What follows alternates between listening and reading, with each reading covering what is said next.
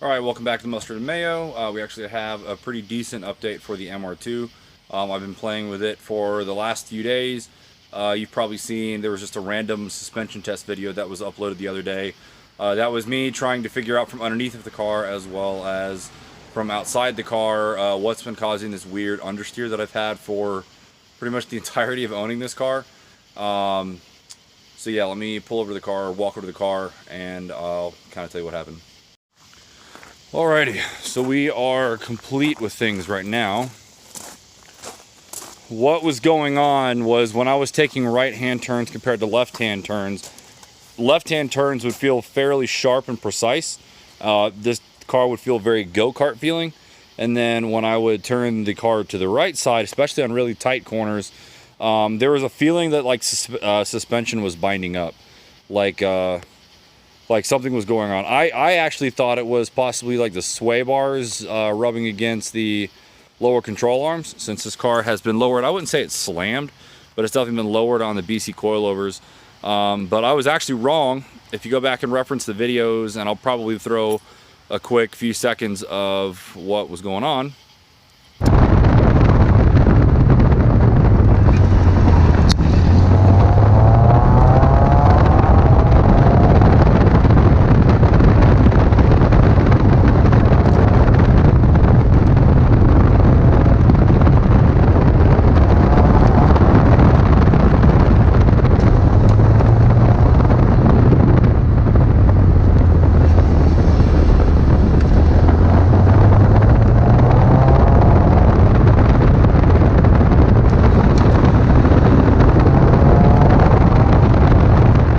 Yeah, if you watch the video, you can clearly see on this driver's side there was a massive camber adjustment. The camber was going way positive when it was under load, which is obviously not what's supposed to happen there.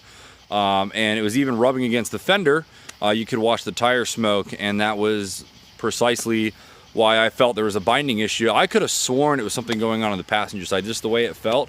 I was really shocked to see that the driver's side was the one that was the issue. So what ended up happening was I checked the, first off I checked the camber adjustment plates up top here, because the BC coilovers do have camber plates, and I checked both sides. They were tight. I mean, they probably had like a quarter turn in any of the Allen bolts. So I mean, they're still tight from probably the install 3 or 4 years, well, probably 5 years ago now, since I've had this car. 2013, I think, is when I did the work. So that really only meant that the last thing that could be having any kind of issue over here was, in fact, the 2 bolts that hold the strut or the coilover unit to the knuckle, to the wheel hub and all of that. And sure enough, you can actually see from this other video here. I wonder if I've got a bad wheel bearing. Is that what would do it? That or a bad ball joint, or something loose. That when I jacked the car up in the air and was wiggling on this side, this whole wheel was moving top to bottom. I don't know if you could really tell how much it was moving in the video, but even with just my own arm strength, it was moving quite a bit, which would definitely explain what was going on under driving. So naturally I tightened that up, and there was a tiny amount of play, so I went ahead just for good measure and replaced the lower ball joint. I don't think the lower ball joint really had any issues going on, but I was afraid without having the roll center adjusters on there, as well as having that weird issue with the strut, that maybe there's some extra play going on. So I went ahead and replaced that. Now there's only the tiniest amount of play, and I think it could just be possibly the rotor or something not settled in the bracket. Like, I think it's just a tiny amount of play going on. I could be wrong. That shouldn't make any sense, actually. But there's almost a tiny click, but absolutely no movement. So I think it's just a little bit of just natural play, I guess, when you turn the steering wheel. So here's some video from a test drive.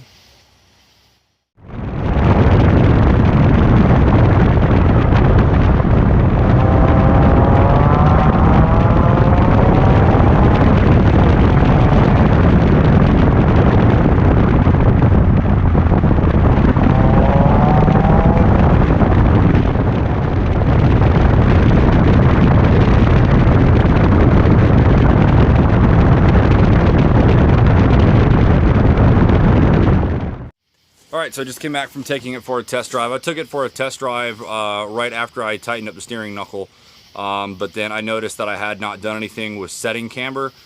These First MR2s actually have a camber adjustment cam. Like, instead of having like a bolt that goes through and you just spin the bolt and then adjust, you know, how much angle you have on your steering knuckle, this actually has a tiny little cam lobe thing that's on the actual knuckle itself. So you just kind of loosen up the nuts, you spin it. If you raise it up, if you spin it to the top, that adds a little bit of negative camber, and I had it all the way down to the bottom. So I went ahead and maxed out that little lobe to almost straight up and down, so that if we need to make any further adjustments, we can, because I was a little worried that it was still going to rub with the fender. So I just took it for a test drive, and I didn't feel anything. It actually felt great. I do need to get other alignment, because I had some things get messed up in the process of doing all this. So the toe is definitely out right now. I can feel the steering wheel's cocked like probably 15 to 20 degrees to the right, and you can just tell it's, you know, it's not pulling left to right. It's not pulling straight like it should. But other than that, both the other day when I took it for a test drive with no video, and right now, it actually felt really good, minus the bad alignment. For the first time in, I guess, the whole entire time I've really worked on and owned this car, I was actually able to get oversteer on tight right-hand corners, which was a really good feeling. It sounds weird to say it's a really good feeling, but every time I would take a right-hand corner before, it was just so frustrating how much it would bind up. And it would understeer crazy bad, like to the point where it would throw me into the opposite lane. And I didn't want to drive this car. I mean, I could drive it on the highway, and even though it felt sloppy, you know, I just didn't take corners hard. But now it feels awesome, and I really can't wait to take it back, get another alignment. I've got new tires in the front now. I went ahead and ordered, probably a week or two ago, some brand new Rival 1.5 Rival S's, which are the same tires that are on the car now, but they were just, you know, old and had wear from the toe issues and all this other stuff. So if the alignment fixes it, and we'll take it for another test drive and probably actually get a really good run up a mountain road with it. I'll actually take it for a test drive. It's not going to happen today or this week. I'm going out of town this weekend, but definitely next week when I get a chance to get it back in the alignment rack and then get it back to driving around.